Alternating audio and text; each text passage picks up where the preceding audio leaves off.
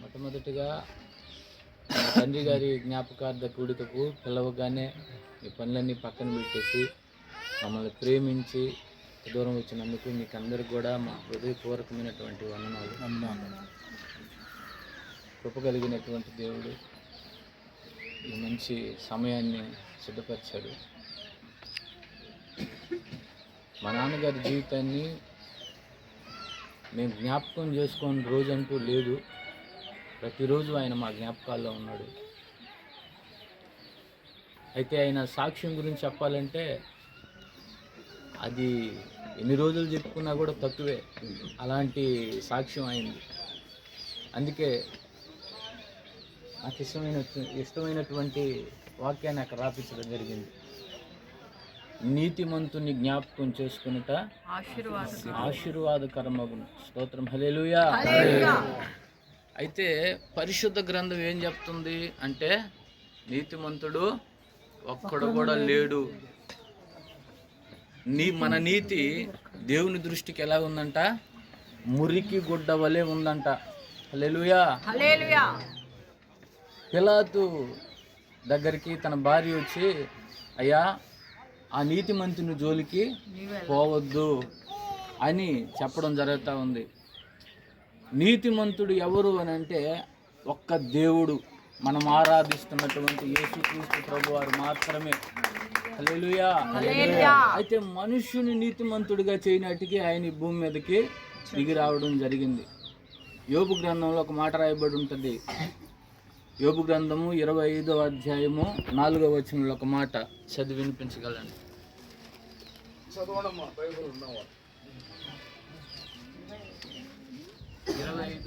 నరుడు దేవుని దృష్టికి నీతిమంతుడు ఎట్లు కాగలడు?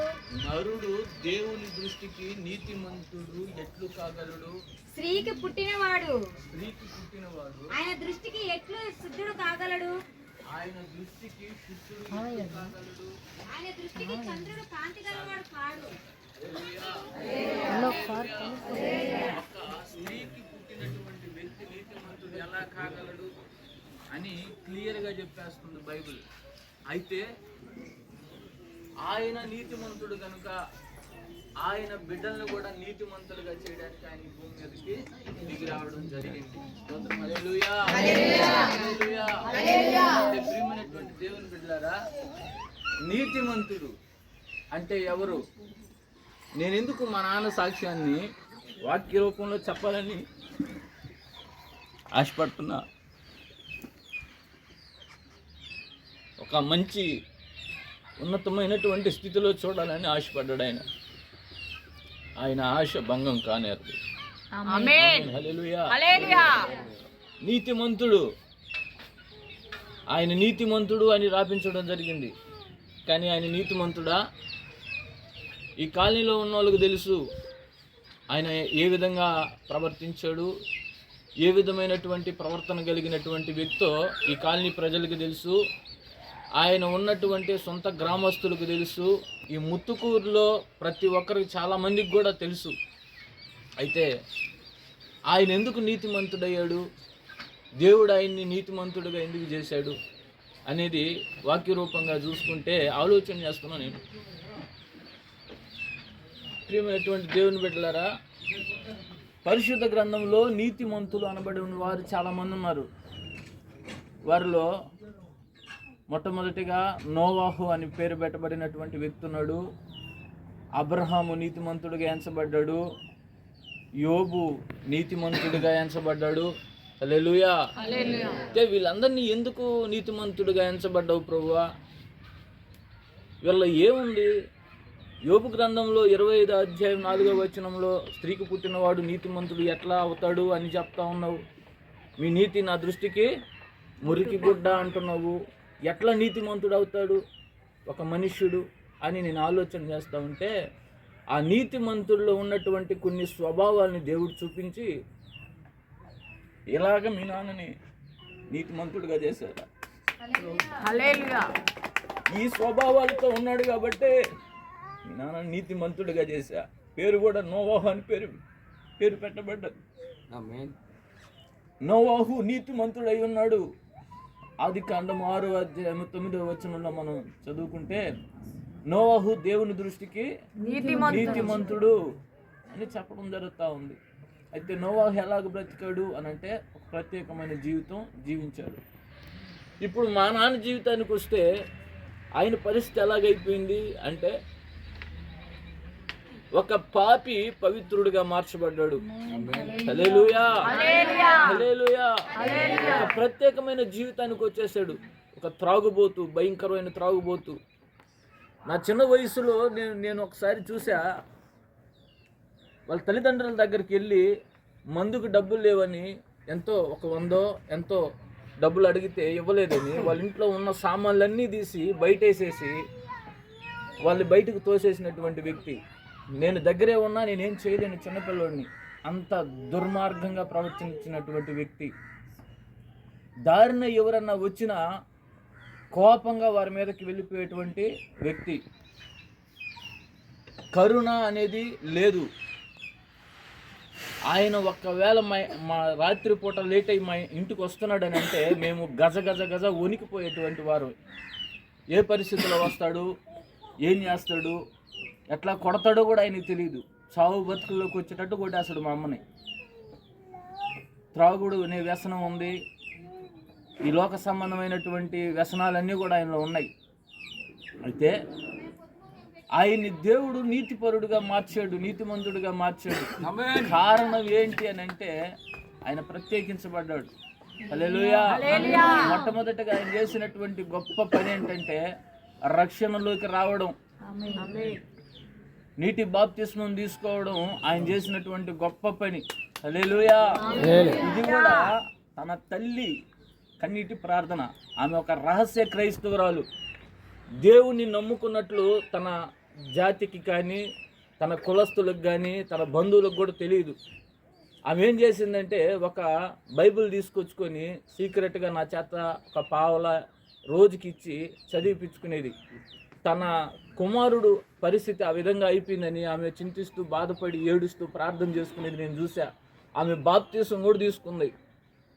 హల్లెలూయా.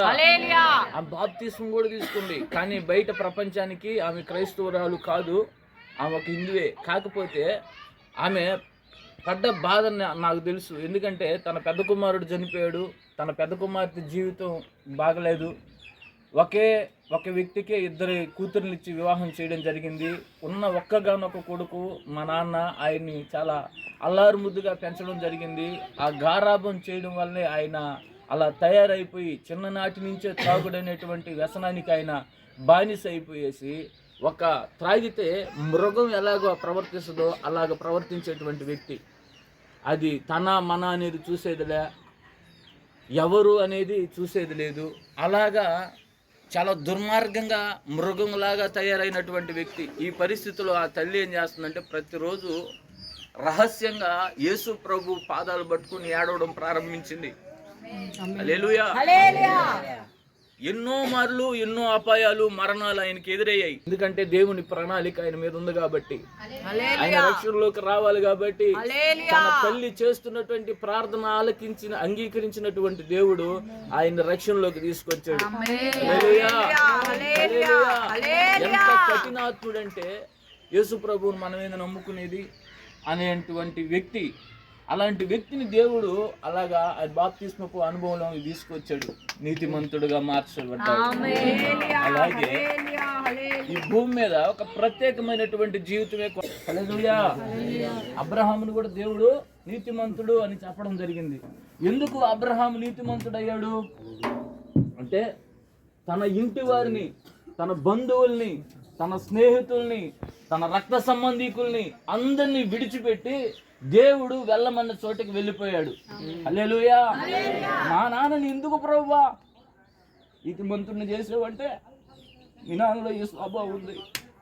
తన బంధువులు విడిచిపెట్టాడు, రక్త సంబంధికులు విడిచిపెట్టాడు, తన స్నేహితులు విడిచిపెట్టాడు. యేసు ప్రభువు నమ్ముకోవడం అంటే సామాన్యమైన పని కాదు. అలాంటిది మీరు ఎన్ని అనుకున్నా పర్వాలే, నాకు దేవుడు కావాలి అని ఆయన ఒంటరిగా ఒక పక్క నిలబడ్డాడు. హల్లెలూయా. అందుకే ఆయన దేవుడు నీతిమంతుడిగా మార్చాడు. అయితే వచ్చిన తర్వాత కొన్ని సందర్భాల్లో ఆయన సరిగ్గా భక్తి చేయలేకపోయేది. కన్నీటి అనుభవం అనేది ఆయనకి లేదు. కఠినాత్ముడే, కానీ దేవుడంటే ఇష్టమే. ప్రార్థన అరకొర చేసుకునేవాడు.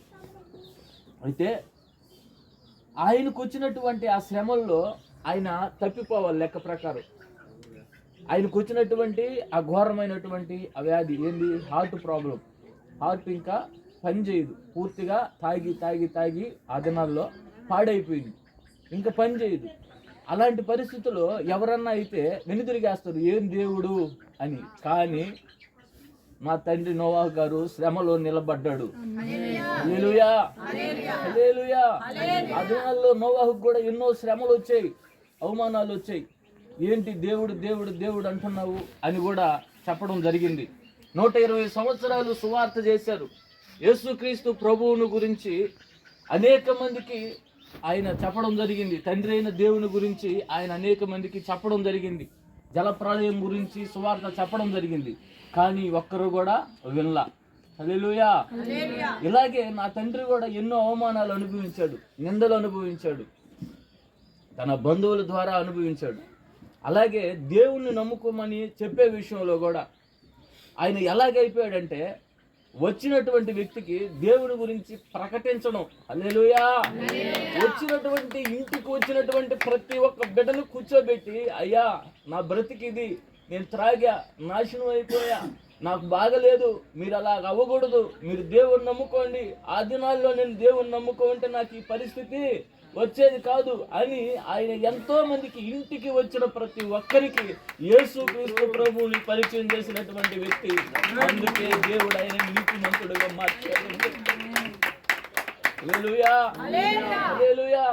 ఈ విధంగా ప్రియమైనటువంటి దేవుని బిడ్డలారా, ఆ నోవాహులో ఏ అనుభవాలు అయితే ఉన్నాయో అదే అనుభవాలు గుండా ప్రయాణం చేశాడు. చివరికి మరణానికి దగ్గర అయిపోయాడు.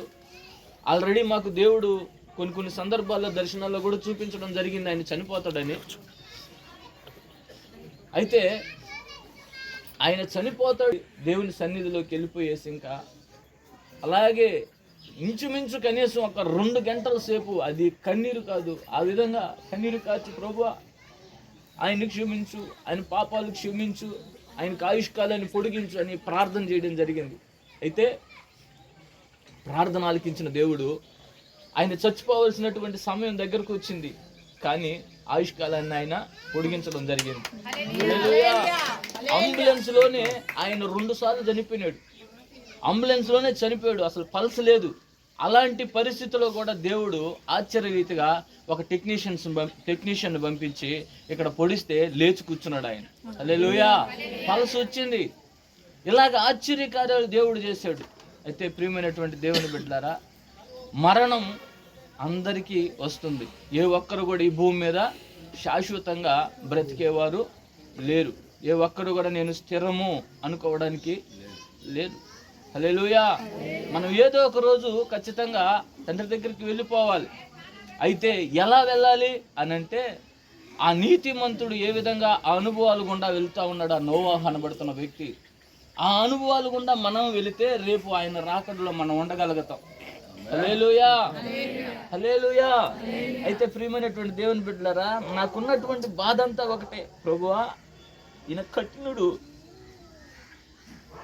కన్నీరు రావు, అడిగితే అయ్యా కన్నీరు కాచు, పాదాలు పట్టుకో, దేవుని పాదాలు పట్టుకో, యేసయ్య పాదాలు పట్టుకో అంటే నాకు రావట్లేదురా, కన్నీరు రావట్లేదు అనేది. ఎంత చెప్పినా కూడా నాకు కన్నీరు రావట్లే. మా అమ్మ నాన్న చనిపోయినా కూడా నాకు కన్నీరు రాదు. నాకు అంత రాతి హృదయం, ప్రార్థన చేయమనేది. మా పరిస్థితి ఎలాగైపోయిందంటే, పైకి వెళ్ళి ఒక రోజంతా కూడా రాత్రంతా ప్రార్థన చేసిన అనుభవాలు ఉన్నాయి. ఆయన దగ్గరే కూర్చొని చివరి 2 సంవత్సరాల్లో తెల్లారిపోయేది మాకు.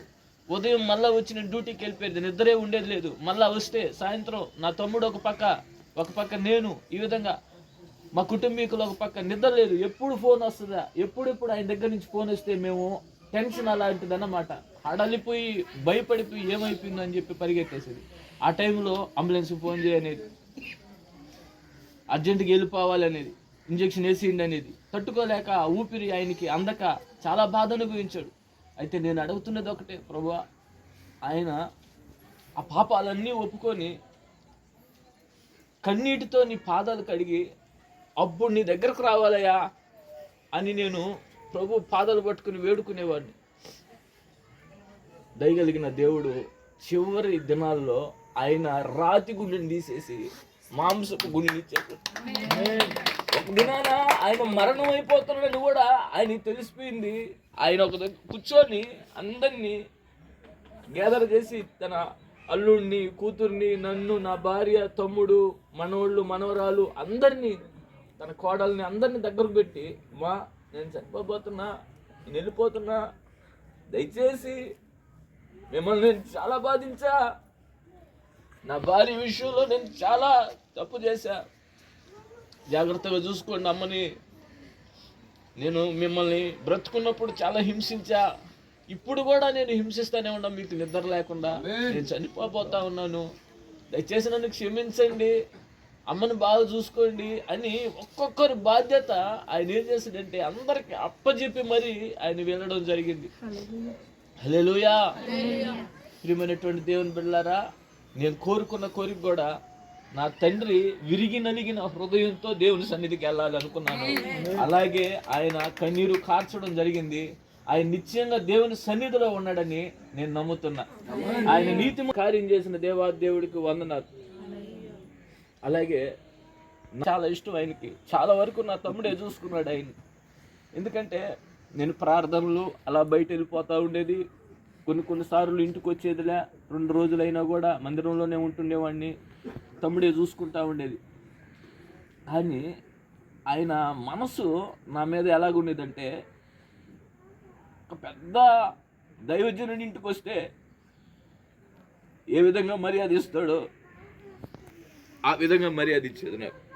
ఒక కొడుకుగా కాకుండా ఒక దైవ సేవకుడు చూసినట్టు, ప్రభువా నాలో ఏముంది నాయనా, ఎందుకు ఆయనకు అలా చూపిస్తున్నావంటే, అయ్యా అయ్యా కూర్చో, ప్రార్థన చెయ్యి, ఆయన దగ్గరికి వెళ్తే చాలు, ప్రార్థన ప్రార్థన ప్రార్థన ప్రార్థన చెయ్యి, ఇదే పని.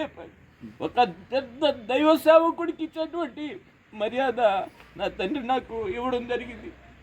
ఎన్నికలేను ఒకప్పుడు దీని పనికి మాలినోడు, దీనికి ఏం చేతరాదు అనేటువంటి వ్యక్తే. కానీ చివరికి వచ్చేసరికి ఆయన దృష్టిలో దేవుడు నన్ను ఆ స్థితిలో పెట్టాడు. అలాగే ప్రియమైనటువంటి దేవుని బిడ్డలారా, ఆయన గురించి చెప్పాలంటే ఒక పాపి పవిత్రుడిగా మార్చబడ్డాడు. అని అసహించుకునేటువంటి ప్రజలే చేతులు ఎత్తి దండం పెట్టేటువంటి పొజిషన్కి ఆయన వచ్చేసాడు. ఎలాంటి పొజిషన్ అంటే ఒక సాత్వికాన్ని ధరించేసుకున్నాడు. చివరికి నోరు తెరిచి అరిచి కొట్టే అంత వ్యక్తి, నోరు తెరిస్తే బూతులు మాట్లాడే వ్యక్తి మౌనంగా గొర్రెపిల్ల స్వభావానికి వచ్చేసాడు. దేవుడు ఆ రీతిగా ఆయన తీసుకొచ్చేసాడు. మేము ఆశ్చర్యపోయాం. ఇదే కదా ప్రభువా, నేను నాకు సిగ్గుగా చెప్తున్నాం, ఇంతగా బోధిస్తున్నాం, ఏదేదో చెప్తున్నాం, కానీ ఈ స్వభావం మాలో కూడా కలగలేదు ప్రభువా. చివరికి ఆ స్వభావానికి, గొర్రెపిల్ల స్వభావానికి సాత్వికుడిగా ఆయన్ని తీసుకొచ్చేసేవయ్యా. ఇది దేవాది దేవుడిని యేసయ్యకే సాధ్యం. హల్లెలూయా హల్లెలూయా. ఆశ్చర్య రీతిగా ఆయన ఒక మానవ మృగంగా ఉన్నటువంటి వ్యక్తి సాధు స్వభావం ధరించుకున్నటువంటి వ్యక్తిగా మార్చబడ్డాడు. నేను సగౌరవంగా చెప్పగలుగుతున్నా, ఇది చేయగలిగినటువంటి దేవుడు రాతి హృదయాలను పగలగొట్టి మాంసపు గుండెగా మార్చగలిగినటువంటి దేవుడు ఒక నజరేయుడైన యేసుక్రీస్తు మాత్రమే. ఈ కాలనీ ప్రజలందరికీ ఆయన తెలుసు, ఎలాంటి వాడో తెలుసు.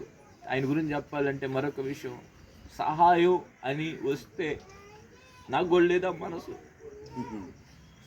చెప్పాలి, ఒప్పుకోవాలి, అయ్యా సహాయం, నాకు ఈ పని ఉంది అని చెప్పి సహాయం కొరకు ఎవరన్నా వస్తే మా అమ్మ, అయ్యా వాళ్ళు ఏమోలే అబద్ధాలు చెప్తున్నారో లేదన్నా కూడా అన్న, ఒక్కవేళ అది నిజమైతే పానిమ్మ, వాళ్ళు ఇస్తారో ఇవ్వకపోయారో వాళ్ళకి ఇవ్వాలి, సహాయం చేయాలని చెప్పి ఎంతోమందికి కాలేజీలోనే సహాయం చేసినటువంటి వ్యక్తి.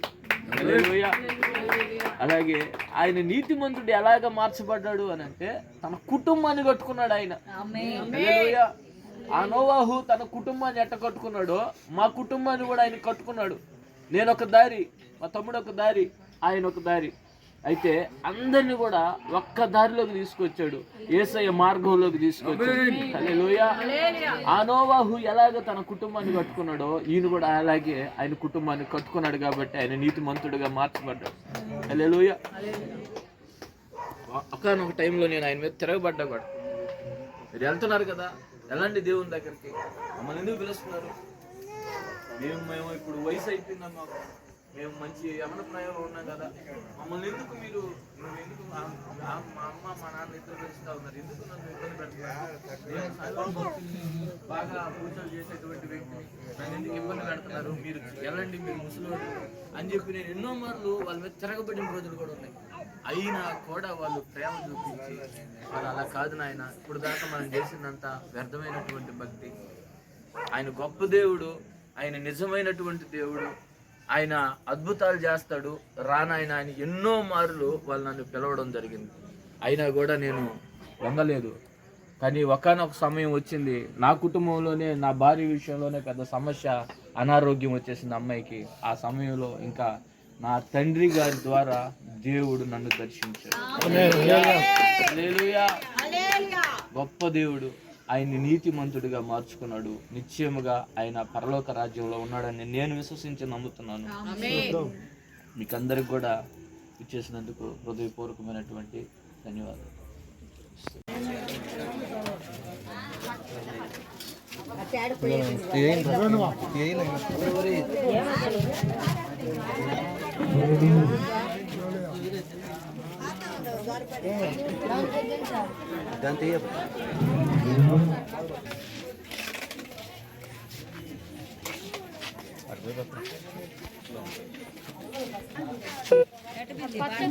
శంకరే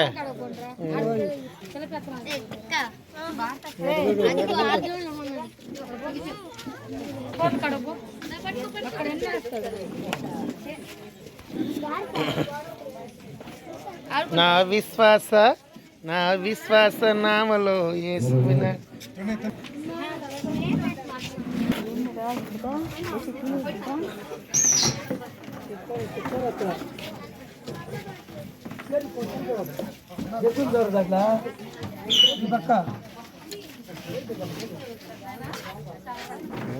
ఈ మధు వేసాను అన్నాడు. మధు అంత ప్లేట్ ఇలా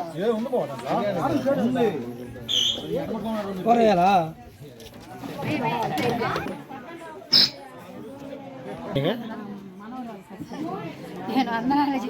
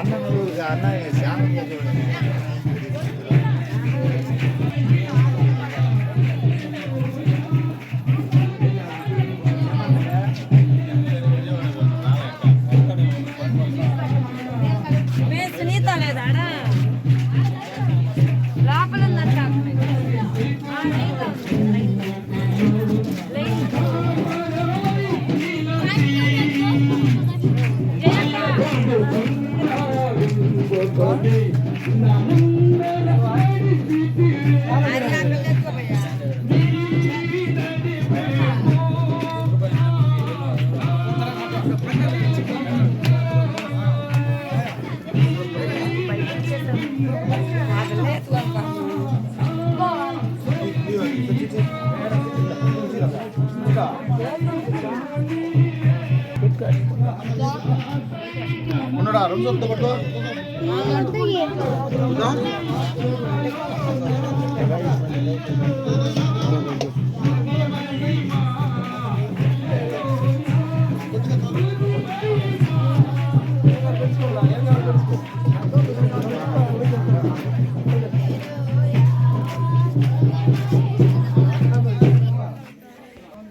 మా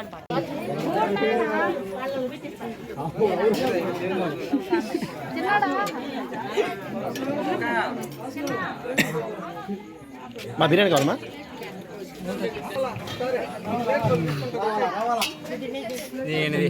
సాంబార్ ఉండరా, సాంబార్ ఏంటి తర్వాత ఇడుద్దు. కానీ అలా మా తొందర పెట్టి రావాలి, చాలా మంది ఆగిపోయినారు, రావాలట.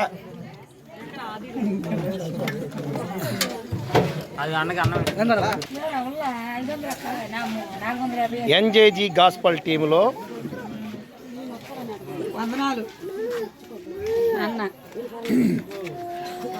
ఏంటి అంటున్నాము? మళ్ళీ ఎప్పుడు పెట్టవాడా? ఎడా ఏం కూరమ్మా? కూర ఏంది మా? బాగుందా?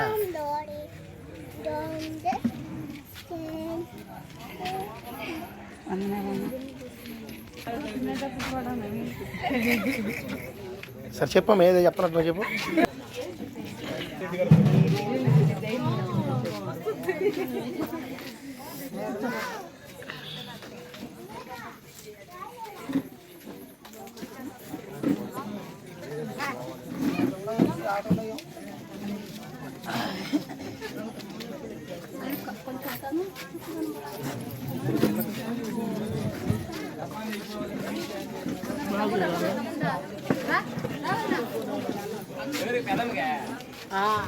ఇస్తారు కదా.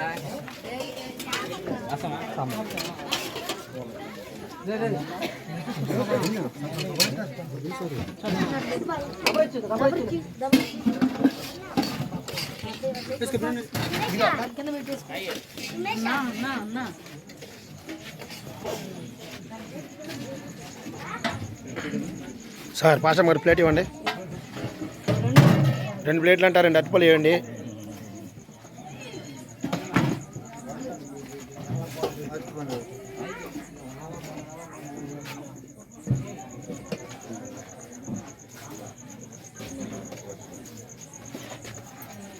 సార్ మాకు కూడా ప్లేట్ ఇవ్వండి సార్.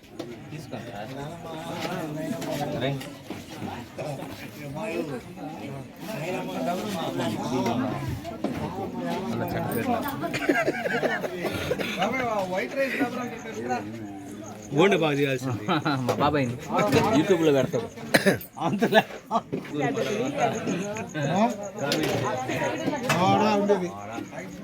షార్లేదు పిల్లకాయలకి.